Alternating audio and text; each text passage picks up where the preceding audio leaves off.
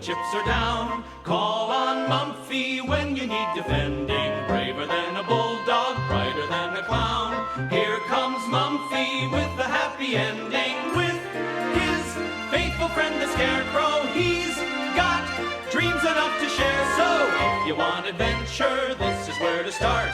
If you need a hero who can play the part, the little pachyderm with the great big heart. Mumfie and Scarecrow were returning home after a hard day's play when they heard a sound that made them forget everything else. What a beautiful song! It's that little bird building a nest. She sounds happy in her work. If she's building a nest, it must mean she's going to stay. Then we're the lucky ones. We'll have music all day long. When night fell, the little bird was still singing. But now it was like a lullaby that softly sang them both to sleep. But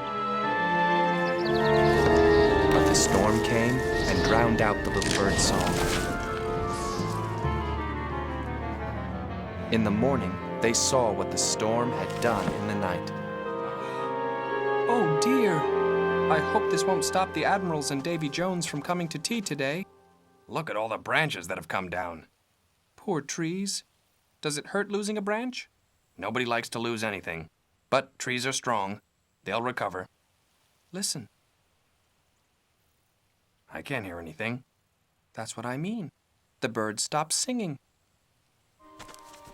Oh no. I'm sorry, bird. It was such a beautiful nest. The bird tried to reply, but the ruin of all her hard work lay too heavy on her little heart. And then she flew away.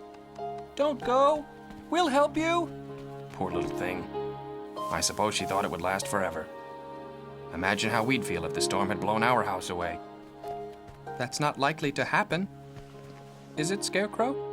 I think we're safe enough. If the bird had a house instead of a nest, she'd have been safe as, well, as safe as houses. That's a wonderful idea, Scarecrow. You are clever. Am I? What did I say? That we should build a house for the bird. Did I say that? You don't think I would have thought of it on my own, do you?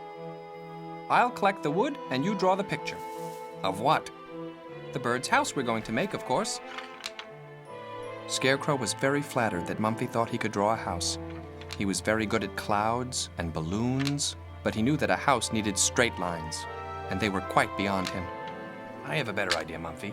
I'll collect the wood and you draw the picture. It has to have a floor, 4 walls, and a roof. Just like you said. What about a window and a door? Oh, I knew there was something missing. That's a beautiful house, Mumfie. I'll get my tools. Scarecrow kept his tools in a small box, which he sometimes called a tool kit, and sometimes his first aid kit. Being part made of wood, he occasionally had to do repairs on himself, and that's when a hammer, a saw, and especially a bit of sandpaper often came in very handy. Do you think the bird will like it, Scarecrow? If we make it as good as your drawing, I'm sure she will. And so they went to work. First, Mumfie measured the wood, then Scarecrow cut it. You're very good at this, Scarecrow. I come from a long line of tree doctors. In fact, you might say it's ingrained. Then Mumfie hammered the nails home very, very gently, because Scarecrow had to hold them for him. But he was careful, and every nail went in fair and square. Ow! Oh. Well, nearly every nail. Woohoo! Here we are. Where's tea? What's that you've got there? Why, it's a lovely little house. We're making it for a little bird. She lost her nest in the wind. What a kind thought. Why don't I lend you a hand? Not that you haven't done a lovely job, the pair of you. But the Admiral is a genius with a penknife and a lump of wood. I've put more model ships in bottles than you've had hot dinners. You're not going to put this in a bottle, are you? I only bottle ships. Besides, house in a bottle doesn't have the same ring. No, I'm just going to make a few improvements to the basic design. And before they could stop him, the Admiral began to improve the birdhouse. Even as they watched, it began to look less and less like a house, and more like an upturned boat. Don't forget to give it window boxes. All in good time, lass. Got to decide on the shape of the windows. Portholes! It was Davy Jones. You've got to have portholes in a boat like that. It's supposed to be a house. It is a house. Well, at least it's the kind of house we live in. All the more reason for it to have portholes. Napoleon Jones, who was on flying practice, spotted his friends and swooped down to say hello. Bonjour, mes amis! I was passing up above and I saw you having a little party. Am I invited? We're trying to build a house for a little bird. Ah, then I have arrived in temps de time. I am an expert on the habitation of birds, having been one ever since I left the egg. Little birds live in nests, and nests are round. If she is to feel at home, you must make the house round. I don't think there's such thing as a round house. I've seen many of them when I commanded an icebreaker. In the Arctic, they call them igloos. Scarecrow, we live in a round house. This confused Scarecrow. You mean we live in an igloo? This confused Mumfie. He was very glad when Davy Jones said, Who ever heard of an igloo with portholes? Or window boxes. Who ever heard of a bird living in an igloo in the first place? And they all began to argue. I know they're trying to help, but they're all pulling in opposite directions. If they're not careful, they'll pull it apart. Avast and belay! There can only be one captain here, and that's Mumfie. How do you want it, Mumfie? Boat or igloo? With or without portholes? And window boxes. Mumfie looked round at all their eager faces, and since he didn't want to hurt anyone's feelings, he said, I think the little bird might like a sort of igloo kind of boathouse place with portholes and window boxes. Somehow this managed to please everyone, and they all set to work again to build just what Mumfie wanted. I quite like the house we built. So did I. But this new one is bound to be better, isn't it? Scarecrow thought it was safer to wait and see. He didn't have to wait long. Well, Mumfie, what do you think? Mumfie searched his brain for something safe to say and eventually found it. We could never have done it without you. Very kind of you to say so. Got to nail it to the wall now. No. It should be nailed to the pole. Not a pole. On a fence. Wall. Pole.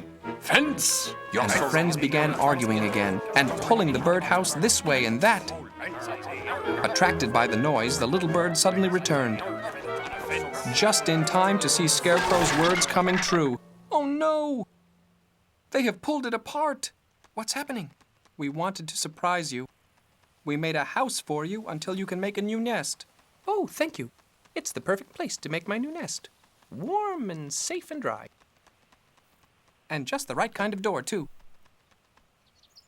Perhaps we should have asked the bird what kind of house she wanted in the first place. But that is not a house. It is a box. There's no windows or portholes. And not a flower box in sight. Scarecrow was about to tell the little bird that it was really a toolbox, but then he saw how happy she was, so instead he asked, Where do you want us to hang it? I think I know. And Mumfie chose exactly the right place. Now we know for sure she's happy. And they went back to the house with the bird's song ringing in their ears. Do you mind giving up your toolbox, Scarecrow? Oh no, I can always build a new one. Did I hear you wanted to build a new toolbox? I had a marvelous toolbox when I was a pirate.